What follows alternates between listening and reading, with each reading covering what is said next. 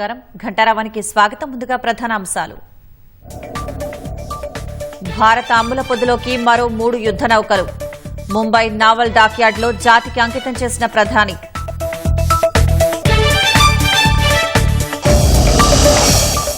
నౌకాదళానికి నూతన బలం, దార్శనికత అందుతోందన్న మోదీ. సముద్ర తీర రక్షణకు మరిన్ని మౌలిక సదుపాయాలు కల్పిస్తున్నామని వెల్లడి. ఢిల్లీలో కాంగ్రెస్ పార్టీ నూతన కేంద్ర కార్యాలయం ప్రారంభం. దేశంలో రాజ్యాంగ విరుద్ధ పాలన సాగుతోందన్న ఖర్గే.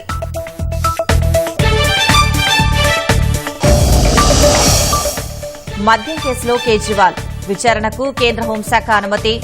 అసెంబ్లీ ఎన్నికల వేళ చర్చనీయాంశంగా మారిన ఈడీ విచారణ. రాష్ట్ర వ్యాప్తంగా ఘనంగా కనుమ వేడుకలు.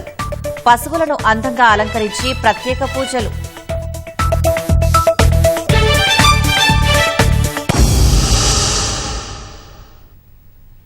ఢిల్లీ శాసనసభ ఎన్నికలకు ముందు ఢిల్లీ మాజీ ముఖ్యమంత్రి ఆమ్ ఆద్మీ అధినేత కేజ్రీవాల్, మాజీ ఉప ముఖ్యమంత్రి మనీష్ సిసోడియాలకు మళ్లీ చిక్కులు ఎదురయ్యాయి.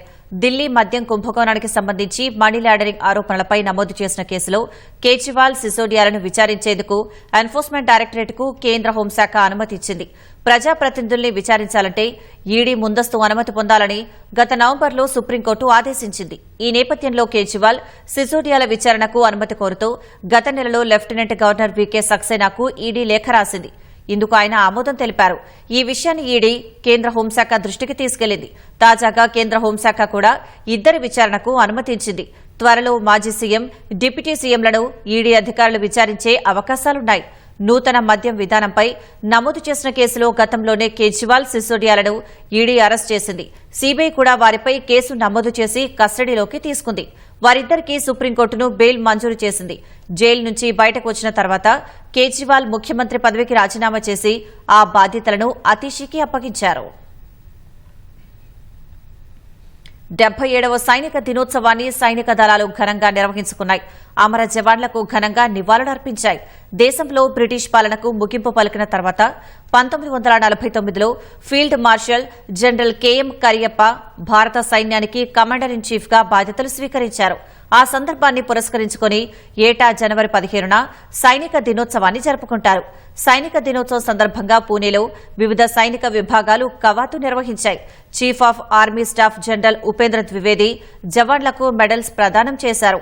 ఆర్మీ డే సందర్భంగా సైనిక బలగాలకు త్రివిధ దళాల సుప్రీం కమాండర్ రాష్టపతి ద్రౌపది ముర్ము శుభాకాంక్షలు తెలిపారు. దేశ సార్వభౌమత్వాన్ని, దేశ భద్రతను పరిరక్షించేందుకు కట్టుబడిన సైన్యం నిబద్దత అందరికీ స్ఫూర్తిగా నిలుస్తోందని ఎక్స్లో పోస్ట్ చేశారు. భారత సైన్యానికి ప్రధాని నరేంద్ర మోదీ శుభాకాంక్షలు తెలిపారు. భారత సైన్యం సంకల్పం, నైపుణ్యం, అంకితభావం అద్భుతమని ప్రశంసించారు.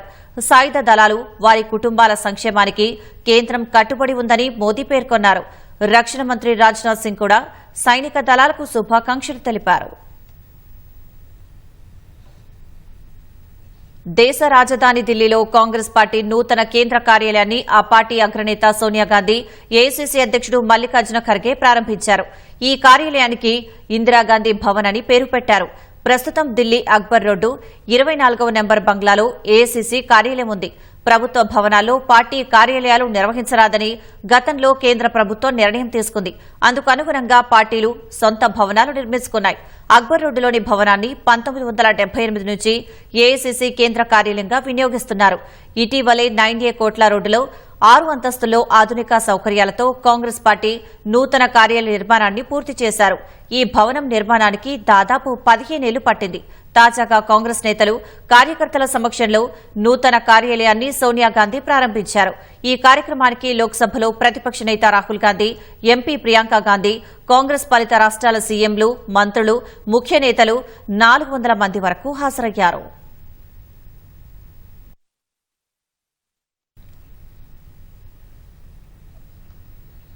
హైదరాబాద్ నార్సింగి పోలీస్ స్టేషన్ పరిధిలో జంట హత్యల కలకలంలో మరిన్ని వివరాలు తెలిశాయి. మృతుడు మధ్యప్రదేశ్కు చెందిన అంకిత్ సాకేత్, మృతురాలు ఛత్తీస్గఢ్కు చెందిన బిందుగా పోలీసులు గుర్తించారు. ఈ నెల 3న బిందు అదృశ్యమైనట్లు వనస్థలిపురంలో కుటుంబ సభ్యులు ఫిర్యాదు చేశారు. బిందుకి వివాహమై 3 పిల్లలు ఉన్నట్లు గుర్తించారు. మృతి చెందిన అంకిత్ సాకేత్పై ఈ నెల 8న గచ్చిబౌలి పీఎస్లో మిస్సింగ్ కేసు నమోదైంది. నార్సింగ్ పరిధిలోని పుప్పాలగూడలో నిన్న అంకిత్ బిందు హత్యకు గురయ్యారు. వివాహేతర సంబంధం హత్యకు కారణమై ఉండొచ్చని పోలీసులు అనుమానిస్తున్నారు. కామారెడ్డి జిల్లా కేంద్రంలోని ప్రభుత్వ ఆసుపత్రిలో ఓ రోగి హల్చల్ సృష్టించాడు. కత్తెర పట్టుకుని మిగతా రోగులను భయభ్రాంతులకు గురి చేశాడు. తెల్లవారుజామున ఈ ఘటన జరిగింది. కామారెడ్డి పట్టణంలోని పాత బస్టాండ్ ప్రాంతానికి చెందిన అవుసుల ప్రమోద్ అనే వ్యక్తి ఈ నెల 12న పురుగుల మందు తాగడంతో జిల్లా ఆసుపత్రికి తీసుకువచ్చారు. అతన్ని ఐసీయూలో అడ్మిట్ చేయగా కళ్లు లేక పిచ్చి పిచ్చిగా వ్యవహరిస్తుండటంతో కాళ్లు చేతులు కట్టేసి చికిత్స అందిస్తున్నారు. ఈ తెల్లవారుజామున కట్లు విప్పుకున్న ప్రమోద్ కత్తెర పట్టుకుని అందరినీ బెదిరిస్తూ ఐసీయూ నుంచి లేబర్ రూంలోకి వెళ్లి డోర్ పెట్టుకున్నాడు. అప్రమత్తమైన ఆసుపత్రి సిబ్బంది లేబర్ రూం డోర్ అద్దం పగలగొట్టి లోపలకు ప్రవేశించి అతన్ని పట్టుకుని తిరిగి చికిత్స అందిస్తున్నారు.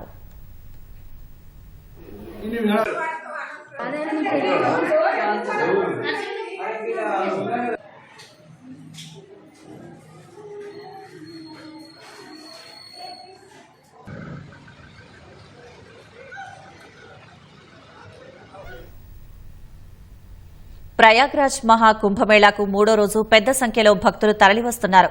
10,000 ఎకరాల కుంభనగర్లో ఉదయం నుంచే పుణ్యస్నానాలు ఆచరిస్తున్నారు.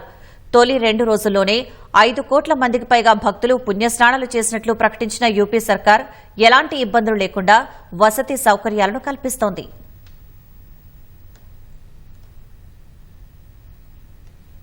వణికిస్తున్న చలిని ఏమాత్రం లెక్క చేయకుండా ప్రయాగ్రాజ్లోని మహాకుంభమేళాలో భక్తులు పుణ్యస్నానాలు చేస్తున్నారు. వరుసగా 3వ రోజు లక్షలాది మంది భక్తులు గంగా, యమున, సరస్వతి నదుల త్రివేణి సంగమానికి తరలివస్తున్నారు. చల్లని నీటిలో మునిగేటప్పుడు హరహర మహాదేవ్, జై శ్రీరామ్, జై గంగామయ్య అని నినాదాలు చేస్తూ భక్తి పారవస్యంలో తేలియాడుతున్నారు.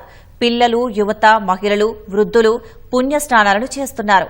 పెద్దలు స్నానం చేసేందుకు కుంభమేళా వాలంటీర్లు సాయం చేస్తున్నారు.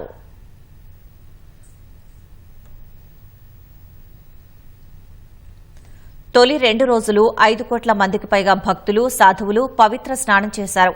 మంగళవారం మకర సంక్రాంతి సందర్భంగా ఏకంగా 3.5 కోట్ల మంది తొలి అమృత్ స్నానం చేశారు. బుధవారం కూడా తెల్లవారుజాము నుంచే భక్తుల పుణ్యస్నానాలు కొనసాగుతున్నాయి. తండోపతండాలుగా వస్తున్న భక్తులు మహాకుంభనగర్లోని వివిధ ఘాట్లలో పుణ్యస్నానాలు ఆచరిస్తున్నారు.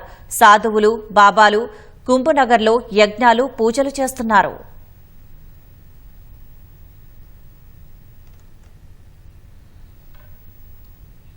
మహాకుంభాన్ని సనాతన ధర్మం యొక్క అపారమైన శక్తి, విశ్వాసానికి చిహ్నంగా ఉత్తరప్రదేశ్ ముఖ్యమంత్రి యోగి ఆదిత్యనాథ్ అభివర్ణించారు.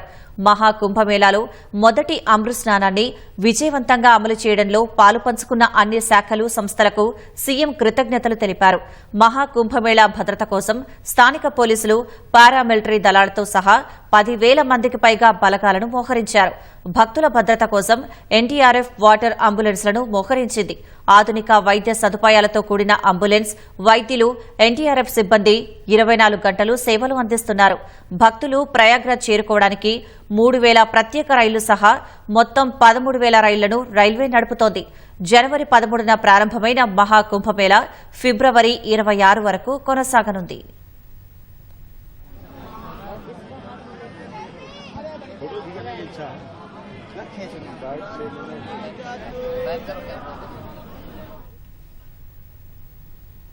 సంక్రాంతి పండుగ సందర్భంగా హనుమకొండ జిల్లా భీమదేవరపల్లి మండలం కొత్తకొండ శ్రీ వీరభద్రస్వామి బ్రహ్మోత్సవాలకు కొత్తపల్లి గ్రామస్తులు ఎడ్ల బండ్లతో తరలివచ్చారు.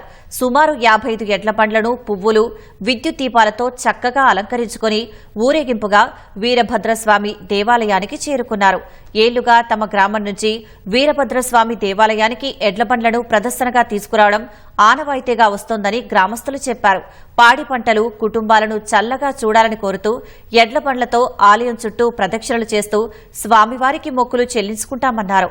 అర్ధరాత్రి వేళ ఆలయానికి చేరుకున్న ఎడ్ల బండ్లు భక్తుల సందడి మధ్య ఆలయం చుట్టూ ప్రదక్షిణలు చేశాయి. ఎడ్ల బండ్ల ప్రదర్శన అనంతరం మొక్కులు చెల్లించుకున్న గ్రామస్తులు తిరిగి ఉదయం గ్రామానికి పయనమయ్యారు.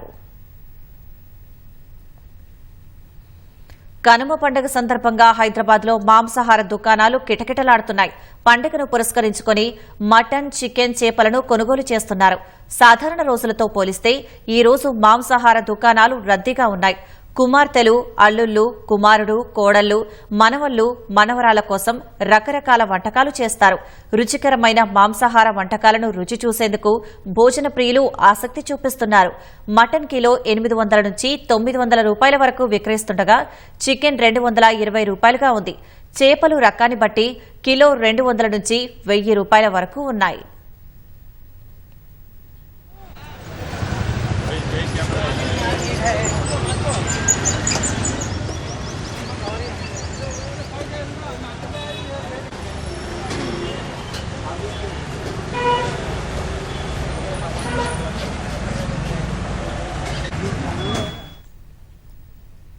భారతీయ సంస్కృతి సంప్రదాయాల గురించి తెలుసుకుని వాటిని ఆచరించి భావితరాలకు అందించినప్పుడే సార్థకత.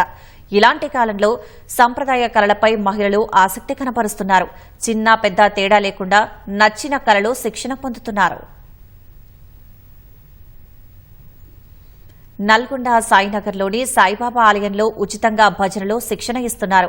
ఆసక్తి ఉన్న 50 మంది మహిళలు ఒక బృందంగా ఏర్పడి ప్రత్యేక శిక్షకుడు ఆధ్వర్యంలో 60 రోజుల పాటు భజన నేర్చుకున్నారు. ఈ కళను దేవాలయాల్లో, ఆయా సందర్భాల్లో జరిగే పండుగలు, దైవ కార్యక్రమాల్లో ప్రదర్శిస్తున్నారు.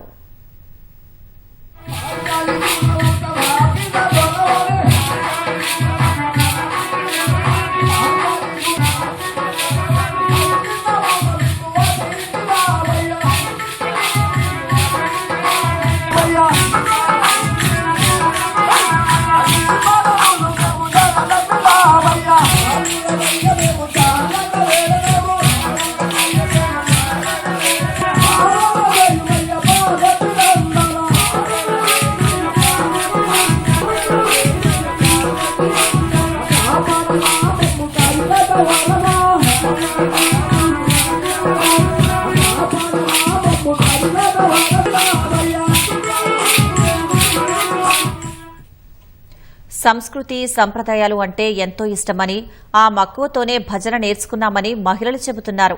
భజన చేయడం ద్వారా మానసికంగా, శారీరకంగా ఉల్లాసంగా ఉంటున్నామన్నారు. భజనలో 18, 32 అడుగులు, జడకొప్పు వంటి స్టెప్పులు ఎన్నో నేర్చుకున్నట్లు చెబుతున్నారు.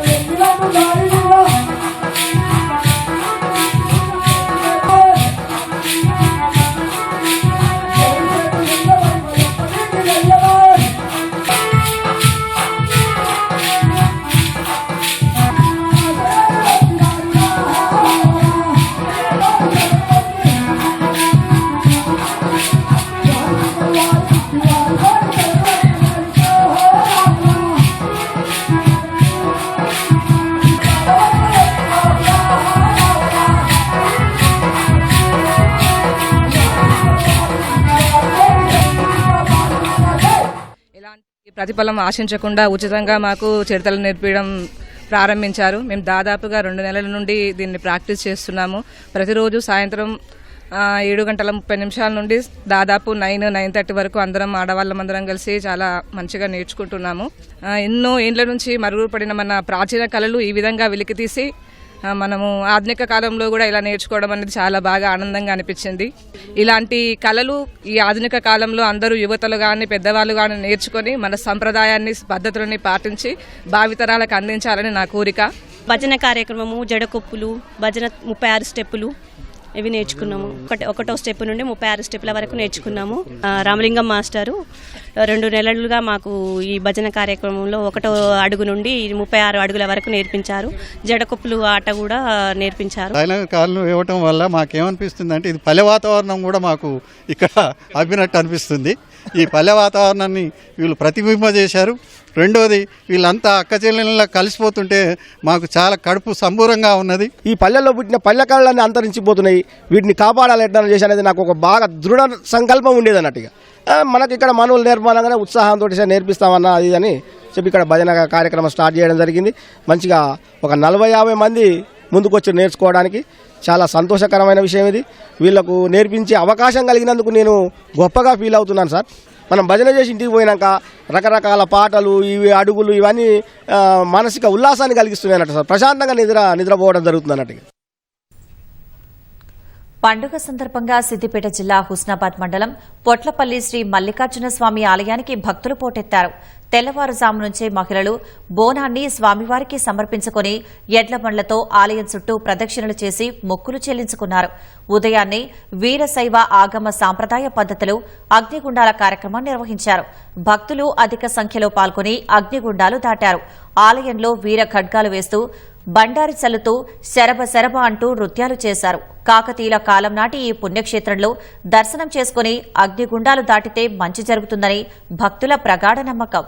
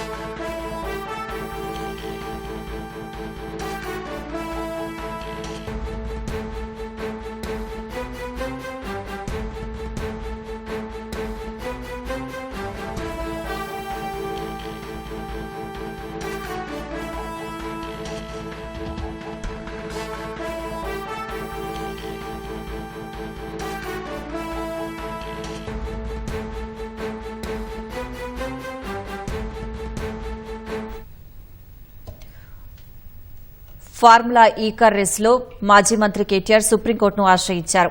సుప్రీంకోర్టులో మాజీ మంత్రి కేటీఆర్ వేసిన పిటిషన్ను సుప్రీంకోర్టు డిస్మిస్ చేసింది.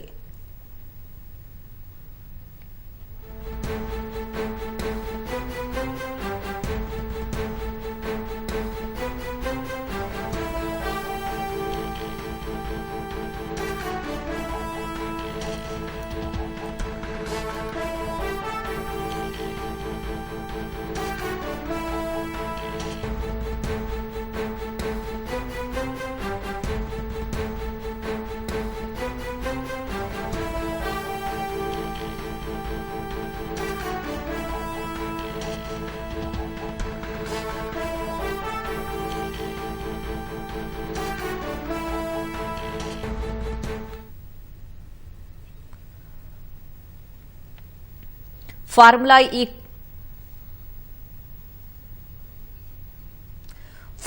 ఈ కార్ రేసులో కేటీఆర్ వేసిన పిటిషన్ను సుప్రీంకోర్టు డిస్మిస్ చేసింది. ఈ పిటిషన్ కి సంబంధించి మరిన్ని వివరాలు మా ప్రతినిధి అరుణ్ అడిగి తెలుసుకుందాం. అరుణ్, చెప్పండి.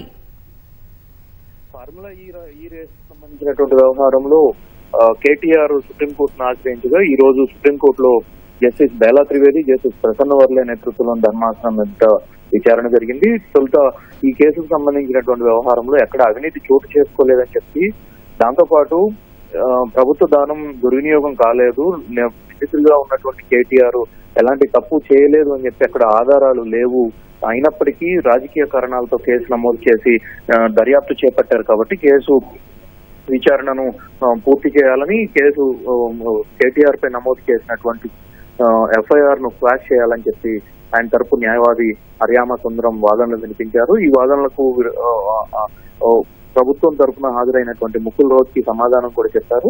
100 కోట్ల రూపాయలు ఖర్చులు పెట్టి కోట్ల రూపాయల ఖర్చులతో ప్రభుత్వమే ఎదురు చెల్లించి రేసులు నిర్వహించారు. ఈ రేసులు నిర్వహించడం వల్ల ఎవరికి ఉపయోగం జరుగుతుంది అనేటువంటి విషయాలు పరిశీలించాల్సి ఉంది. ఈ సందర్భంలో ఎఫ్ఐఆర్ నమోదు చేసి విచారణ దర్యాప్తు జరుపుతున్నాం కాబట్టి దర్యాప్తులో అన్ని విషయాలు బయటకు వస్తాయి. ఈ రోజు ఎఫ్ఐఆర్ నమోదు చేసిన మరుక్షణం వెళ్లి నా మీద కేసు పెట్టారు, క్వాష్ చేయండి అని చెప్పని అడిగే పరిస్థితి వస్తుంది. ఇది సరైన విధానం కాదు. ఈ మొత్తం వ్యవహారంలో చోటు చేసుకున్నటువంటి అన్ని విషయాలు బయటకు రావాలంటే దర్యాప్తు సజావుగా కొనసాగాల్సి ఉంటుంది అని చెప్పి ప్రభుత్వం తరపు న్యాయవాది ముకుల్ రోజ్ కి కోర్టు ముందు తన వాదనలు వినిపించారు. ఇదే సందర్భంలో హైకోర్టు ఇచ్చినటువంటి ఉత్తర్వులపై జోక్యం చేసుకునేందుకు తాము సిద్ధంగా లేము అని చెప్పగా రాజకీయ కారణాలతో నమోదు చేసినటువంటి కేసులు ప్రతిపక్ష నేతగా ఉన్నారు కాబట్టి తమను ఇబ్బంది పెట్టడం కోసమే ఇలాంటి కేసులు నమోదు చేస్తున్నారు. కాబట్టి అనేక అంశాలు దీంట్లో ముడిపడి ఉన్నాయని చెప్పినప్పటికీ సుప్రీంకోర్టు కేటీఆర్ తరపు న్యాయవాదుల వాదనలతో విరుద్ధమయ్యి కేసు డిస్మిస్ చేస్తామని చెప్పి ప్రకటించింది. అదే సందర్భంలో తాము హైకోర్టును ఆశ్రయించేందుకు అవకాశం కల్పించాలని, కేసును విత్డ్రా చేసుకుంటాము, వెనక్కి తీసుకుంటాము, హైకోర్టును ఆశ్రయించేందుకు తమకు స్వేచ్ఛ ఇవ్వాలి అని చెప్పి హరియామ సుందరం చేసిన విజ్ఞప్తిని కూడా కోర్టు తిరస్కరించింది. విత్డ్రా చేసుకుంటే చేసుకోవచ్చు, కానీ హైకోర్టుకు వెళ్తాము అనేటువంటి స్వేచ్ఛ అయితే తాము కల్పించలేము అని చెప్పి స్పష్టం చేస్తూ పిటిషన్ డిస్మిస్ చేస్తున్నట్లుగా ప్రకటించారు. ధన్యవాదాలు అరుణ్.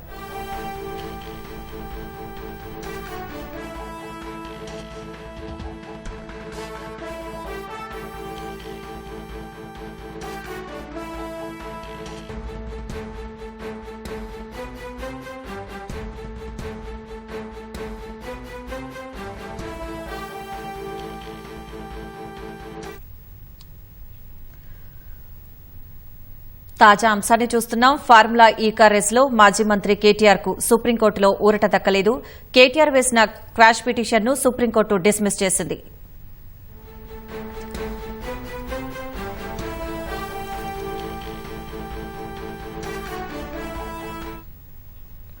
మాజీ మంత్రి భారాస కార్యనిర్వాహక అధ్యక్షుడు కేటీఆర్ కు సుప్రీంకోర్టులో చుక్కెదురైంది. ఆయన దాఖలు చేసిన క్వాష్ పిటిషన్ను సర్వోన్నత న్యాయస్థానం కొట్టివేసింది. ఫార్ములా ఈ కార్ రేసులో ఈ నెల 8న ఆయన సుప్రీంకోర్టును ఆశ్రయించారు. హైకోర్టు ఉత్తర్వులను సవాల్ చేస్తూ పిటిషన్ దాఖలు చేశారు. ఏసీబీ నమోదు చేసిన కేసును క్వాష్ చేయాలని తెలంగాణ హైకోర్టులో కేటీఆర్ ఇటీవల పిటిషన్ దాఖలు చేశారు. ఇందుకు ఉన్నత న్యాయస్థానం నిరాకరించింది. దీంతో ఆయన సుప్రీంకోర్టును ఆశ్రయించారు.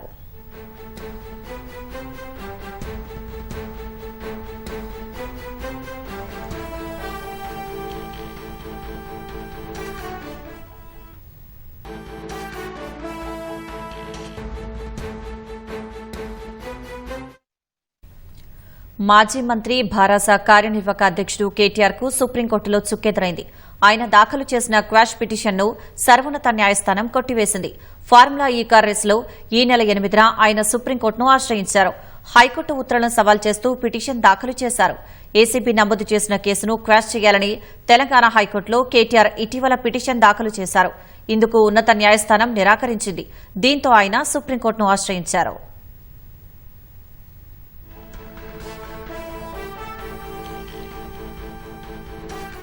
దీనికి సంబంధించిన మరింత సమాచారం మా ప్రతినిధి శ్రీకాంత్ అడిగి తెలుసుకుందాం. శ్రీకాంత్, చెప్పండి. కేటీఆర్ క్వాష్ పిటిషన్ హైకోర్టులో సుప్రీంకోర్టులో డిస్మిస్ చేశారు. అయితే ఈ పిటిషన్ సంబంధించి వాదనలు జరిగాయి. ఇప్పటికే ఈ కేసులో హైకోర్టు ఈ ఏసీబీ నమోదు చేసిన ఎఫ్ఐఆర్ క్వాష్ చేయాలని చెప్పి కూడా కేటీఆర్ దాఖలు చేసిన పిటిషన్ హైకోర్టు కొట్టివేసింది. దీన్ని సవాల్ చేస్తూ సుప్రీంకోర్టును ఆశ్రయించారు. సుప్రీంకోర్టులను కూడా నిరాశ ఎదురైంది. ఈ సందర్భంగా కేటీఆర్ తరపు న్యాయవాది కూడా ఇక్కడ హైకోర్టులో విధించిన వాదనలనే అక్కడ కూడా సుప్రీంకోర్టును వినిపించారు. అయితే ఇక్కడ కేటీఆర్ ఎలాంటి వ్యక్తిగత లబ్ధి పొందలేదని చెప్పి కూడా ఈ సందర్భంగా కేటీఆర్ తరపు న్యాయవాది వాదన వినిపించారు. ఇందులో ఎక్కడికైతే నమోదు చేసే నగదు బదిలీ చేశారని చెప్పారు. అక్కడ నగదు బదిలీ చేసిన వ్యవహారంలో కేటీఆర్ ఎక్కడ కూడా వ్యక్తిగతంగా లబ్ధి పొందలేదని చెప్పి కేటీఆర్ తరపు వాదనలతో సుప్రీంకోర్టు ఏకీభవించారు. దీంతో ఈ పిటిషన్ డిస్మిస్ చేసింది. ఇప్పుడు ఏసీబీ అధికారుల దర్యాప్తు ఇప్పటికే మొదలైంది. ఏసీబీ అధికారులు ఇప్పటికే ఈ కేసు నమోదు చేసి ఇందులో పలు అవినీతి నిరోధక చట్టం సెక్షన్లతో పాటు నేరపూరిత కుట్ర కింద కేసు నమోదు చేశారు. కేసు దర్యాప్తులో భాగంగా ఇప్పటికే ఏసీబీ అధికారులు కేటీఆర్ ను నోటీసులు జారీ చేసి పిలిచి ప్రశ్నించారు కూడా. అయితే మొదటిసారి ఏసీబీ అధికారులు జారీ చేసిన నోటీసులకు సంబంధించి కాస్త సమయం కావాలని కోరడంతో మరోసారి నోటీసులు అంటే కేటీఆర్ కార్యాలయానికి వచ్చి వెళ్లారు. ఏసీబీ కార్యాలయానికి వచ్చి వెళ్లిన తర్వాత ఆ సందర్భంలో అతన్ని వెంటనే న్యాయవాదిని అనుమతించకపోవడంతో కేటీఆర్ వెనుదిరిగి వెళ్లారు. అయితే తన వెంట న్యాయవాదిని అనుమతించాలని చెప్పి కూడా హైకోర్టులో మరోసారి కేటీఆర్ పిటిషన్ దాఖలు చేశారు. ఈ పిటిషన్ సంబంధించి హైకోర్టులో వాదనలు జరిగిన సందర్భంలో కేటీఆర్ వెంట న్యాయవాదిని అనుమతించడానికి కూడా హైకోర్టు అనుమతించింది. దీంతో కేటీఆర్ మరోసారి తనని వెంట న్యాయవాదిని తీసుకెళ్లి ఏసీబీ కార్యాలయంలో గత వారం విచారణకు హాజరయ్యారు. ఈ సందర్భంగా కేటీఆర్ ను దాదాపు 82 ప్రశ్నలను ఏసీబీ అధికారులు అడిగారు. పదే అదే ప్రశ్నలు అడిగారని చెప్పి కూడా కేటీఆర్ తన మీడియా సమావేశంలో కూడా పేర్కొన్నారు. అయితే ఏసీబీ అధికారులు అవసరమైతే మరోసారి విచారణకు పిలుస్తామని చెప్పి కూడా కేటీఆర్ చెప్పడంతో దీనికి సంబంధించి ఇప్పటికే సుప్రీంకోర్టులోనూ వేసిన క్రాష్ పిటిషన్ సంబంధించి అంతేకాకుండా హైకోర్టు ఇచ్చిన తీర్పును సవాల్ చేస్తూ దాఖలైన పిటిషన్ కూడా సుప్రీంకోర్టు కొట్టేసింది. కాబట్టి ఇప్పుడు ఏసీబీ అధికారులు దర్యాప్తు మరింత వేగవంతమయ్యే అవకాశం ఉంది.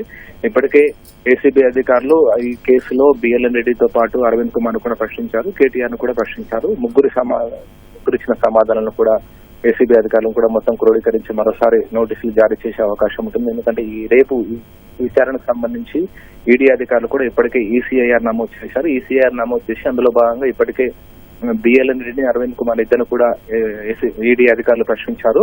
మరోవైపు రేపు కూడా ఈ విచారణకు హాజరు కమ్మని చెప్పి కూడా ఈడీ అధికారులు కేటీఆర్ నోటీసులు జారీ చేశారు. కాబట్టి రేపు ఈడీ అధికారుల విచారణ ఏదైతే హాజరైన తర్వాత దాన్ని బట్టి, ఎందుకంటే ఏసీబీ అధికారులు ఈడీ అధికారుల దర్యాప్తు కొనసాగుతుంది కాబట్టి ఈడీ అధికారులు ఏదైతే రేపు కేటీఆర్ విచారణకు హాజరయ్యే అవకాశం ఉంది. కాబట్టి ఈడీ అధికారుల విచారణ పూర్తయిన తర్వాత ఏసీబీ అధికారులు మరోసారి నోటీసులు జారీ చేసి కేటీఆర్ ను విచారణకు పిలిపించే అవకాశం ఉంటుంది. అయితే ఇప్పటికే మొత్తం ఇచ్చిన సమాచారం ఆధారంగా పాటు ఏసీబీ అధికారులు కొంత సమాచారం కూడా ఇప్పటికే సేకరించి ఉన్నారు. కాబట్టి దానికి సంబంధించి తదుపరి దర్యాప్తులో భాగంగా కేటీఆర్ పిలిచి మరోసారి ప్రశ్నించే అవకాశం ఉంటుంది.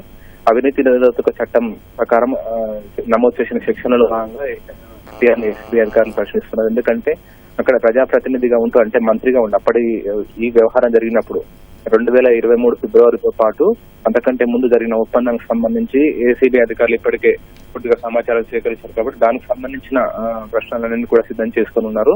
ప్రధానంగా ఇక్కడ ఏస్ నెక్స్ట్జెన్ ప్రైవేట్ లిమిటెడ్ ను భాగస్వామ్యం చేసుకోవడానికి సంబంధించి అంటే ద్వైపాక్షిక ఒప్పందంలో భాగంగా తనను భాగస్వామ్యంగా చేసుకోవడానికి సంబంధించి అసలు తనకు ఆ విషయం తెలియదని చెప్పి కూడా అరవింద్ కుమార్ ఏసీబీ అధికారులకు ఇచ్చిన దానిలో పేర్కొన్నారు. అయితే దీనికి సంబంధించి కేవలం కేటీఆర్ చెప్పిన దాన్ని బట్టే ఏస్ నెక్స్ట్జెన్ ప్రైవేట్ లిమిటెడ్ ఫార్ములా ఈ ఆపరేషన్స్ పురపాలక శాఖ ద్వైపాక్షిక ఒప్పందం జరిగిందని అసలు దానికి సంబంధించిన వివరాలు తనకు కేవలం మంత్రి చెప్పినందుకే ద్వైపాక్షిక ఒప్పందం జరిగిందని చెప్పి కూడా అరవింద్ కుమార్ చెప్పారు. కాబట్టి దీనికి సంబంధించి ఏస్ నెక్స్ట్జెన్ ప్రైవేట్ లిమిటెడ్ ఎందుకు ద్వైపాక్షిక ఒప్పందంలో భాగస్వామిగా చేయాల్సి వచ్చిందనే దాని విషయాలు ప్రధానంగా దృష్టి సారిస్తున్నారు. ఇప్పటికే ఏస్ నెక్స్ట్జెన్ ప్రైవేట్ లిమిటెడ్ కు సంబంధించిన లావాదేవీలన్నీ కూడా ఏసీబీ అధికారులు సేకరించారు. కాబట్టి పూర్తిగా ఈ వివరాలను సేకరించిన తర్వాత దాన్ని బట్టి వచ్చే దాని వివరాల ఆధారంగా కూడా కేటీఆర్ ను ఏసీబీ అధికారులు మరోసారి ప్రశ్నించే అవకాశం ఉంది. దీనికి సంబంధించి అంటే ఇప్పటికే ఏసీబీ అధికారులు మిగతా ఇద్దరి వాంగ్మూలాలను అరవింద్ కుమార్ తో పాటు బిఎల్ఎన్ ఇచ్చిన వాంగ్మూలాల ఆధారంగా కూడా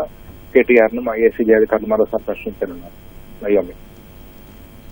ధన్యవాదాలు శ్రీకాంత్.